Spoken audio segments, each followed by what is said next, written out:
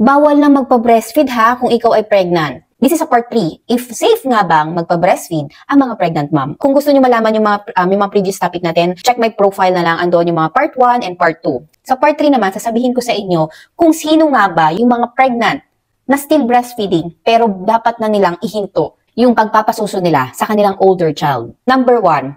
Si pregnant mom na currently breastfeeding ay nakakaranas ng mga painful symptoms during the early period of her pregnancy. Like for example, nipple tenderness, breast soreness, nagkakaroon siya ng uterine contraction or humihilab yung matres niya and morning sickness. Yung mga yon painful symptoms na hindi na kayang itolerate ni mommy, ni pregnant mom. Eh yun na talaga yung chance to win breastfeeding and totally stop the breastfeeding sa iyong older child. And for sure, yun din yung ipapayo sa inyo ng mga doktor. Number 2, bawal ka din magpa-breastfeed while you are pregnant if you have the history of miscarriage or pregnancy loss. Kasi tulad nga ng sabi ko on the previous video, ang pagpapa-breastfeed po ay may nare-release na hormone called oxytocin. Itong oxytocin nito is responsible naman siya for uterine contraction or yung paghilab ng matres. So, possible na if you are breastfeeding and you are pregnant, possible magkaroon ka ng uterine contraction, but it is mild. But if you have complicated pregnancy or nagkaroon ka ng miscarriage before, nagkaroon ka ng pregnancy loss, babawalan ka na talaga magpa-breastfeed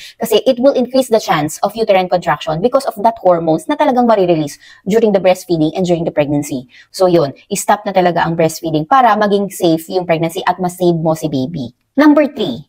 Kapag nagkaroon ka ng history ng bleeding during pregnancy. Same explanation as number 2, ganun din, bawal na talaga. So, you will stop the breastfeeding. Number 4, nagkaroon ka din ng previous premature delivery. Pasok na rin kasi siya sa complicated pregnancy. Kaya para to be safe, yung pregnancy journey mo, i-stop talaga yung breastfeeding. Again, with the consultation of the doctor. It depends pa rin talaga sa mapag-uusapan nyo. Number 5, nagkaroon ka ng preterm labor or humilab yung matres mo, dinugo ka, nagkaroon ka ng premature contraction during your current pregnancy, yung pagbubuntis mo ngayon while you are breastfeeding, i-advise talaga sa'yo ng doktor to stop breastfeeding ngayong pregnant ka to save the pregnancy. Kasi itong mga nabanggit ko, it is a complicated situation or complicated pregnancy na talagang hindi na possible ang breastfeeding.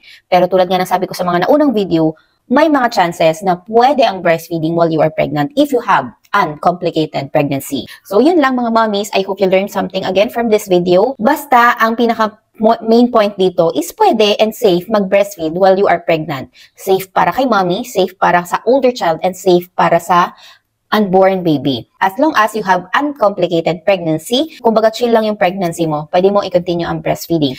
Breastfeeding while you are pregnant is a personal choice ng mommies. Siyempre, upon consultation na rin ng doktor kung ipapapursue niya sa'yo ang breastfeeding. Pero kailangan mong malaman, knowledgeable about the side effects of breastfeeding tulad ng mga nauna kong video, yung magiging side effect niya sa'yo, yung magiging side effect niya sa breast milk mo. Iba pa rin syempre, di ba, na knowledgeable ka bago ka makapag-decide ng mga bagay-bagay para sa iyong kalusugan.